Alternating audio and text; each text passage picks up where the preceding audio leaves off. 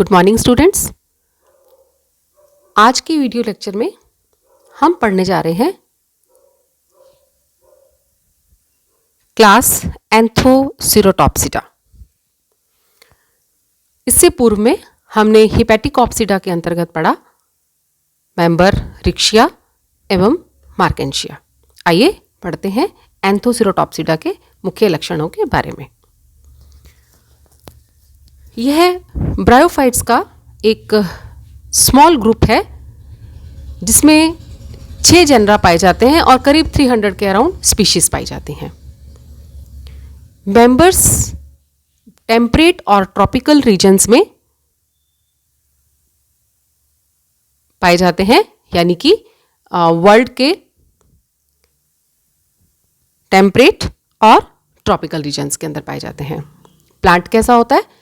Main plant body gametophyte है और यह प्लांट बॉडी जो है वो चपटी, पृष्ठाधार, पालित और थैलाब होती है, यानी कि फ्लैट, डॉर्सी वेंट्रल, लोब्ड और थैलॉइड होती है। मुख्यतः इस वर्ग के पादप नम व छायादार स्थानों पर पाए जाते हैं। थैलस सबस्ट्रेटम पर स्मूथ वॉल्ड राइजोइड्स की सहायता से अटैच्ड रहता है। गुलिकीय मूलाभास यानी कि ट्यूबरकुलेटेड राइजोइड्स और स्केल्स जो हैं वो अनुपस्थित होते हैं। अगर हम आंतरिक संरचना के बारे में बात करें तो थैलस की आंतरिक संरचना क्वाइट सिंपल होती है, सरल है, क्योंकि किसी भी प्रकार का आंतरिक रूप से ऊतक विभेदन या टिश्यू डिफरेंशिएशन जो है वो नहीं पाया जाता। No tissue differentiation. सेल्स में बहुत सारे क्लोरोप्लास्ट पाए जाते हैं और इन क्लोरोप्लास्ट में पायरेनॉइड प्रेजेंट होता है। किसी भी प्रकार के एयर पोर्स नहीं पाए जाते, ना ही एयर चैम्बर्स पाए जाते हैं, परंतु अंतरकोशिकीय श्लेष्मिक गुहाएं पाई जाती हैं, इंटरसेल्युलर म्यूसिलेजिनस कैविटीज पाई जाती हैं, जो कि थैलस के निचले स्तर पर वेंट्रल सरफेस पर स्लाइम पोर्स के द्वारा ओपन होती हैं। सेक्स ऑर्गन्स थैलस के अंदर अंतः स्थापित होते हैं, यानी कि लैंगिक अंगों की उत्पत्ति अंतरजात या एंडोजीनस होती है और ये थैलस में एम्बेडेड होते हैं, अंतर्निहित होते हैं। मेल सेक्स ऑर्गन पुधानिया, एंथ्रीडिया, ये डोर्सल सरफेस पर हाइपोडर्मल सेल्स से बनते हैं। डोर्सल सरफेस पर यानी कि अपर सरफेस पर हाइपोडर्मल सेल्स के साथ सेल्स से बनते हैं। या तो ये एकल उत्पन्न होते हैं या फिर ये समूह के रूप में दो या दो से ज्यादा एंथ्रीडियल चैम्बर्स के अंदर पैदा होते हैं। आर्चिकोनिया डोर्सल सरफेस की एपिडर्मल सेल्स से बनती हैं। स्पोरोफाइट में एक लंबा बेलनाकार लॉन्ग सिलिंड्रिकल कैप्सूल पाया जाता है। एक छोटा एरिया विभज्योतिकी ऊतक का सीटा का होता है और साथ ही साथ एक बल्बस फुट पाया जाता है, यानी कि हम इसके बीजाणुद्भिद में एक पाद, एक लंबी संपुटिका पाई जाती है और संपुटिका वृंत प्राय विभज्योतिकी प्रकार का होता है। कैप्सूल की जो वॉल होती है वो 4 to 6 लेयर्ड है और एपिडर्मिस में स्टोमेटा पाए जाते हैं। स्पोरोजिनस टिश्यू एम्फीथीसियम से डेवलप होता है। इलेटर्स के अंदर जो इलेटर्स पाए जाते हैं उन इलेटर्स में थिकनिक बैंड्स नहीं पाए जाते, इसलिए इन्हें हम आभासी इलेटर्स या स्यूडो इलेटर्स के नाम से जानते हैं। इसमें एंथोसिरोटॉप्सिडा का एक मेंबर एंथोसिरोस हमारे सिलेबस के अंदर है। आइए जानते हैं उसके बारे में।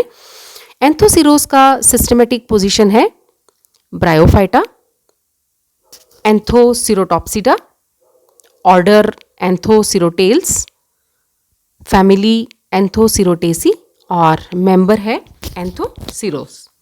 तो ये इसकी सिस्टमेटिक पोजीशन या वर्गीकृत स्थिति है। एंथोसिरोस की लगभग 200 जातियां हैं जो कि कॉस्मोपॉलिटन है या विश्व में सब जगह पाई जाती हैं। ये जातियाँ उष्ण और शीतोष्ण दोनों ही प्रकार के एरिया में पाई जाती हैं, टेम्परेट एंड ट्रॉपिकल रीजन्स में पाई जाती हैं वर्ल्ड के। प्लांट्स जो हैं मोस्टली नम और छायादार स्थानों पर होते हैं, मॉइस्ट एंड शेडी प्लेसेस पर, रिवर बैंक्स पर भी पाए जाते हैं, और जो चट्टानों के बीच का स्थान है रॉक क्रिवाइसिस पर भी पाए जाते हैं। भारत में करीब इसकी 25 जातियां मिलती हैं, जो कि प्राय नम मिट्टी, चट्टानों, पानी की धाराओं के किनारों और छायादार स्थानों पर पाई जाती है। कुछ स्पीशीज़ का मैं सामान्यतः जो भारत के अंदर उगती हैं उन स्पीशीज़ का मैं नाम लेती हूँ। Anthoceros erectus, Anthoceros laevis, Anthoceros punctatus, Anthoceros himalayensis, Anthoceros crispulus इत्यादि। एंथोसिरोस लेविस, एंथोसिरोस इरेक्टस और एंथोसिरोस लोंगाए ये राजस्थान में पाई जाने वाली जातियां हैं। कौन कौन सी हैं?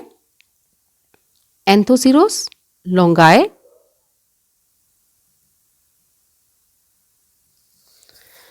एंथोसिरोस इरेक्टस और एंथोसिरोस लेविस।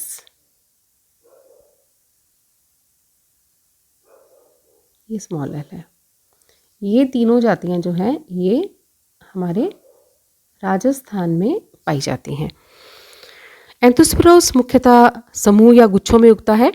राजस्थान में ये माउंट आबू में और चित्तौड़गढ़ के सीता माता अभयारण्य में इत्यादि स्थानों पर मिलती हैं या पाई जाती हैं ये जातियाँ। हम अब पढ़ते हैं इसके बाह्य आकारिकी के बारे में, गैमेटोफिटिक जनरेशन के बारे में। यहाँ में आया आपको, यहाँ पे लिखा हुआ सारा है, मैं आपको डायग्राम, इधर डायग्राम है, डायग्राम से आपको, आप डायग्राम से समझते जाइएगा। मैं आपको बताती हूँ कि इसमें बाह्य एक्सटर्नल मॉर्फोलॉजी में क्या आता है।